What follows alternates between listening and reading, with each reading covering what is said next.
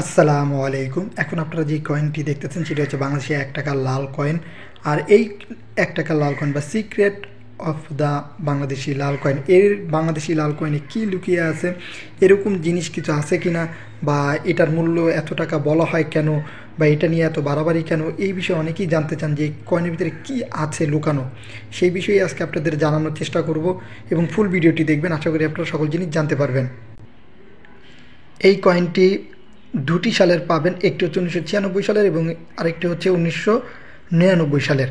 আর এই কয়েনটি যদি আপনার প্রথম সাইডটা যদি দেখেন তাহলে দেখতে পারবেন যে একটি পরিবারের ছবি ব্যবহার করা হয়েছে, স্বামী স্ত্রী এবং তাদের দুটা বাচ্চা। এখানে লেখা আছে পরিকল্পিত পরিবার সবার জন্য খাদ্য। এই একটি জিনিস মেসেজ দেওয়া হয়েছে এই কয়েনটাতে। সবচেয়ে গুরুত্বপূর্ণ একটি মেসেজ, সেটা হলো এই প্রথম যে পিঠটা, যে কয়েনের যে সাইডটা, সেইখানে আপনারা ভালোভাবে লক্ষ্য করলে দেখতে পারবেন এবং এর সাইডে একটি ড্যাশ চিহ্ন আছে। এর মানে এটা না যে এই ড্যাশ চিহ্নের কারণে এর মূল্য অনেক অনেক টাকা হবে। অনেকে এরকম চিন্তা ভাবনা করে থাকেন, এগুলো একটু চিন্তা ধারণাটা একটু ভুল। এবং এই কয়েনটার পিছনের সাইডে এটার অনেক কিছু লুকিয়ে আছে, বা লুকিয়ে আছে অনেক জিনিস, যে জিনিসগুলো আপনাদের জানা একান্তই জরুরি। শুধু আপনাদের না, সকলেরই জানা একান্ত জরুরি। বিশেষ করে এই কয়েনটাতে দেখবেন বাংলাদেশের জাতীয় ফুল শাপলার ছবি ব্যবহার করা হয়েছে এবং দুই সাইডে আপনারা যদি লক্ষ্য করেন তাহলে দেখবেন যে ছড়া ধানের ছড়ার ছবি ব্যবহার করা হয়েছে দুই সাইডে, এবং এর উপর থেকেই আপনারা দেখলে বুঝতে পারবেন যে দুটি পানের ছবি ব্যবহার করা হয়েছে। বাংলাদেশের জাতীয় ফুল শাপলা এবং সাইডে ধান, যেটা কিনা বাংলাদেশের জাতীয় প্রতীক বা জাতীয় খাদ্য হিসেবেও বলে অনেকে, যে ভাত মাছ।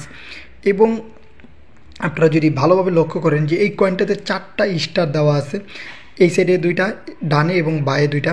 এই স্টার চিহ্ন দেওয়ার কারণটা কি, অনেকেই এই জিনিসগুলো নিয়ে চিন্তাও করেন না বা ভাবেনও না। এটির সবচেয়ে মূল বিষয় হচ্ছে বাংলাদেশ 1971 সালে স্বাধীনতা লাভ করেন এবং 1972 সালের দিকে প্রথম সংবিধান রচনা করেন।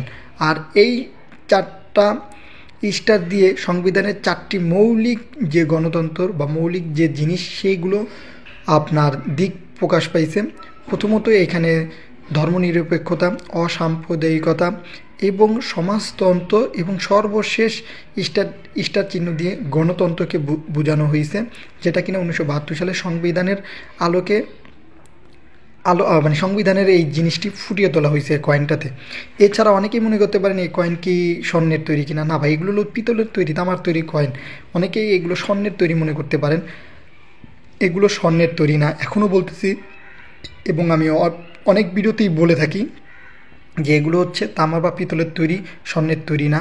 আর এগুলোর মূল্য প্রতিনিয়তই পরিবর্তন হয়, আর যত বেশি পুরনো হবে এর মূল্য তত বেশি বাড়বে। আমরা প্রতিনিয়তই এর বর্তমান আপডেট জানিয়ে দেয়, আপনারা সেই ভিডিওগুলো দেখবেন, আশা করি বুঝতে পারবেন। এই ছিল এই কয়েনে লুকিয়ে থাকা কিছু জিনিস।